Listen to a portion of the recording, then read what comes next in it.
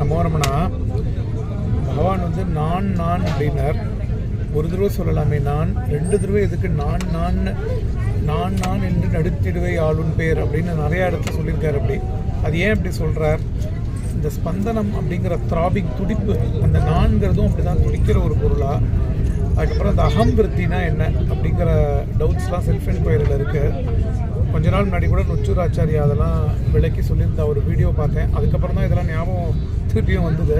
அதாவது அகம் விருத்தி அப்படிங்கிறது என்னன்னாக்கா, விருத்தினாலே ஒரு பொருள் எழும்பி மற்றதோடு தன்னை ஐடென்டிஃபை பண்ணிக்கிறது தான் விருத்தி.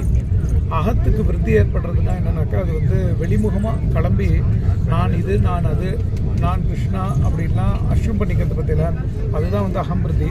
அந்த அகம்பிருத்தி தனக்குள்ளே திரும்பும் பொழுதோ அந்த விருத்தி சுருங்கி சுருங்கி சுருங்கி போய் அகம் மாத்திரம் மிஞ்சிருது. அது நிஜ நான்.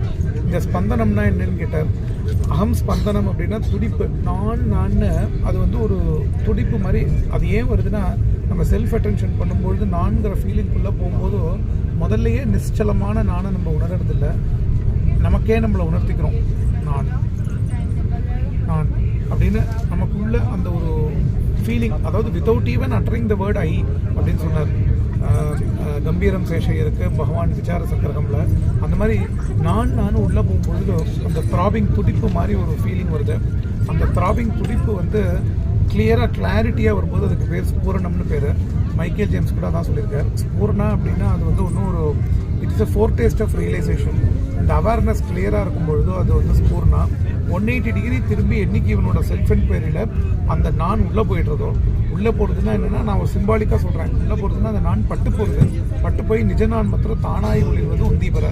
அது நடக்கும் பொழுது வந்து நமக்கு வந்து பிரம்மானந்தம் கிடைக்கிறது. அது பிரம்மாக்கார விருத்தின்னு சொல்லுவா. அது விருத்தி கிடையாது, பிரம்மானந்தம் தான் அது.